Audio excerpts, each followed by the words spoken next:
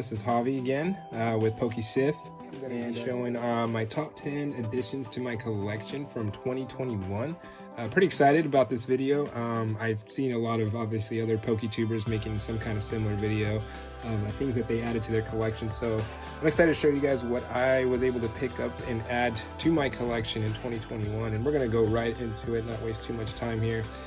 So we're going to start with this card, PSA 10. This is a Pikachu Battle Festa promo from 2017. This is actually probably the most valuable card in my collection. I want to say right now it's probably selling somewhere around $600-ish. This was a pretty cool card because I picked this up. I picked two of these up actually, way back before things got kind of crazy in early 2020. I want to say I paid around $40 to $50 for each copy of this card. Sent it in, got them graded, both came back a PSA 10, which is awesome. So I already let one of these go, and use some of those funds to help me pick up some other things that I want in my collection. Yeah, this was a big one for me here. This is number 10, not my favorite card in the world, but it's probably the most valuable, and so I think it's a pretty sweet looking card. Obviously the art is just incredible there. You can see Naoki Saito, one of the best card artists in the game, and one of my favorite artists, honestly. So super cool card to have. I think this is one I'm going to hang on to for a while in my collection, happy to have this added in. Coming in at number 9. So this is kind of a random card here, and I'll explain a little bit better why this made my top 10. But this is probably the most expensive card to help me complete my Furious Fist master set, and there's a difference between a master and a complete set. Master sets, they have all the promos. If there was any staff promos or championship promos, those all need to be included. Most people list things as complete sets on the eBay, and it kind of drives me nuts because, as master sets on eBay, even though they're not. Complete sets are really just sets that you complete from opening just cards from the packs or from the set itself, not including any of the promos, any of the cracked ice hollows that might come from theme decks and things like that. So this was a big card for me to pick up. Like I said, this was a pretty expensive purchase. It was about $100 raw to pick this card up. It's the staff national championship promo, and again, this is helping me complete my Furious Fist master set that I have in a binder that I would love to show in another video. But this is coming in at number 9 because this was a big card for me to pick up to help me complete that collection. And again, I'm excited to show off that master set once it's all said and done here pretty soon in the future. All right, coming in at number 8, another card that I got graded myself. Now this one was cool because I've always been a big fan of this art. This is such an iconic card, and I think it's a very popular card for that reason. It's kind of, you can view it as Ash's first time meeting Pikachu or Red's first time meeting Pikachu. So super iconic moment in the hobby. Really happy to have this card in my collection. I actually purchased this off of, I think, Mercari for like $8 or something, way before it got super hot and popular. And I just happened to send it in with a submission. I honestly didn't expect it to get a PSA 10, but it came back at 10, and I was stoked about that. So this is one I'm going to hang on to for a while because, again, the nostalgia that comes from this card, super popular card, and again, I was very happy and lucky, I think, to get it in a PSA 10, so I'm going to hang on to it for a while. So that was number 8. Number 7 is actually kind of cheating because this is a set of cards. This is the UK promo set of cards. This is all 4 of the cards that come in the promos. I still have them all sealed. Unfortunately, I picked up all these cards separately, and I was hoping to get these all graded at some point. But the reality is I'm just not confident that these cards would get a PSA 10, maybe a PSA 9 at best for some of them. Unfortunately, the centering on these cards were just not great. So right now I'm just kind of hanging on to them sealed. I think they still look good sealed. I think eventually down the road I would love to get a PSA 10 set of these. There is one card missing from this, and it's that Pikachu that was never really released. There are a couple out in the wild there, but they're like thousands of dollars. So I don't know what the deal is with that card, but yeah, I was happy to have these. I'm a huge soccer fan, so I think these kind of were right up my alley here. So nothing too crazy in terms of value, nothing too rare, but just some super cool cards that I think look good inside any collection there. And moving on, I believe this is card number 6. Again, another card that I got back from my PSA return in December.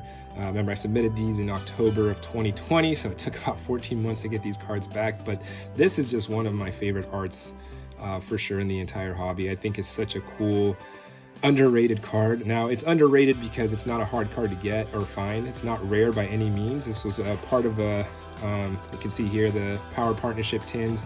So nothing crazy in terms of rarity, but I think just such an underrated card. I don't think it gets enough attention.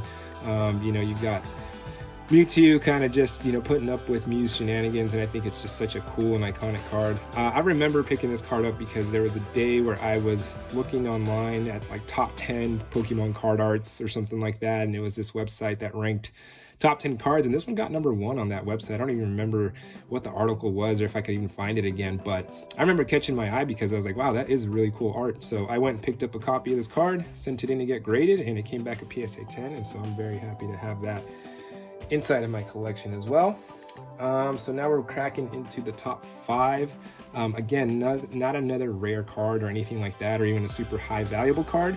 But I just think these are so cool. And when they first came out and announced that these were going to come out, I knew they were going to be super hard to get, but I just knew I needed to get a copy of these. And so obviously I have not had a chance to send these in to get graded.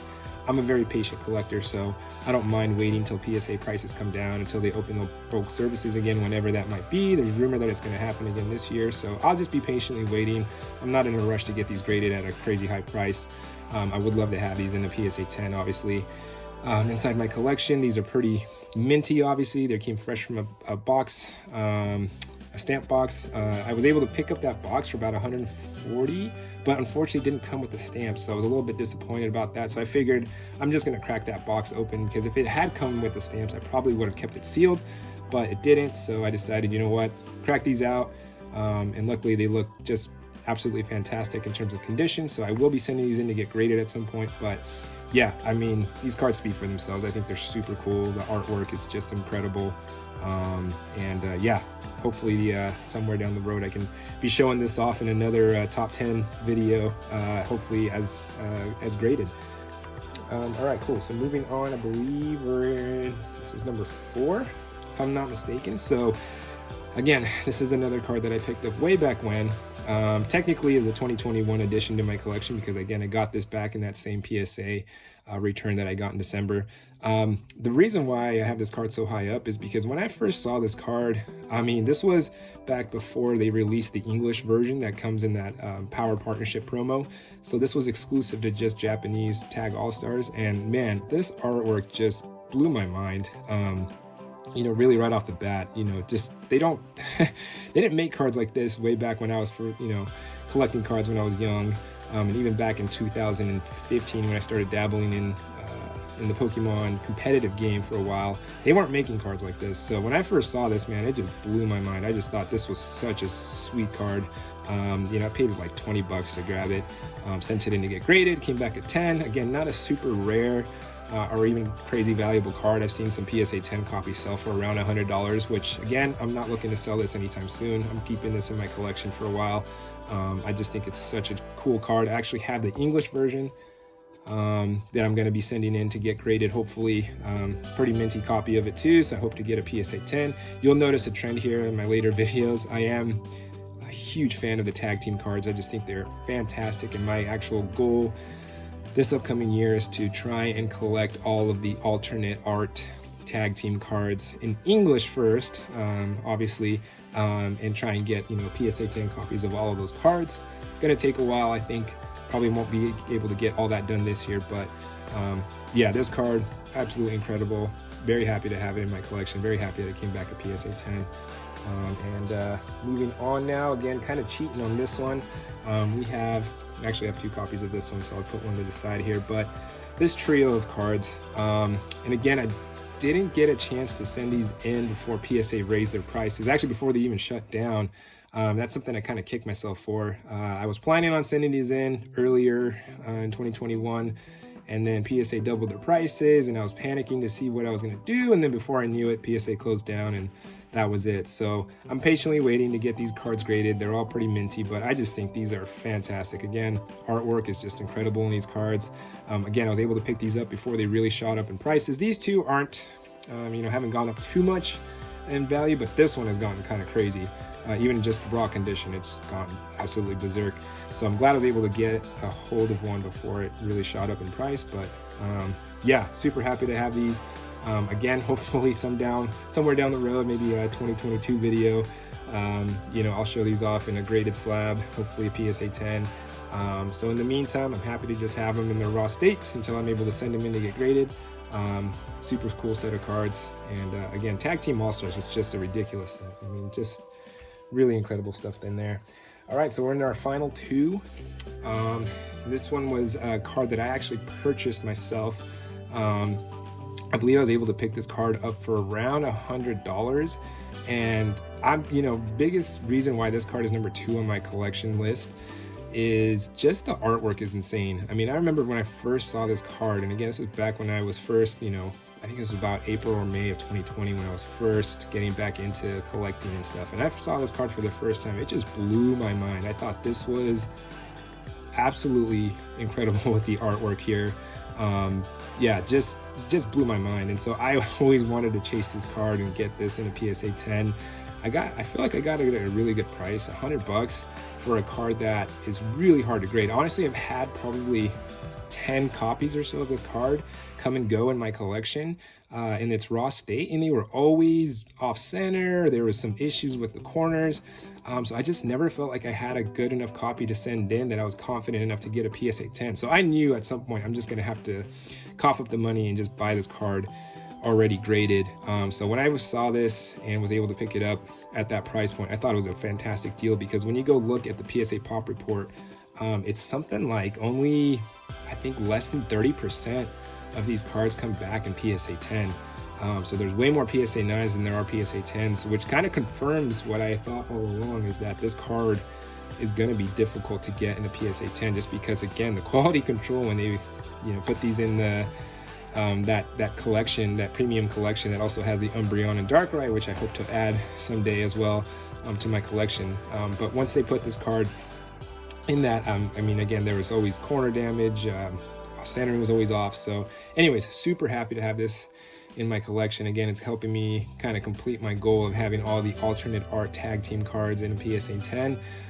This was a big one for me, and again, the artwork is just unreal on this card, and so super happy to have that in my collection.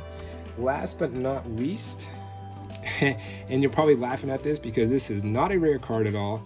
This is not a hard card to get. It's not a super valuable card, but this made number 1 in my collection because this is actually my favorite card in the entire hobby. And that's what collecting is all about. You know, it's not always about the stonks. It's not always about how much money you can make off a card or anything like that.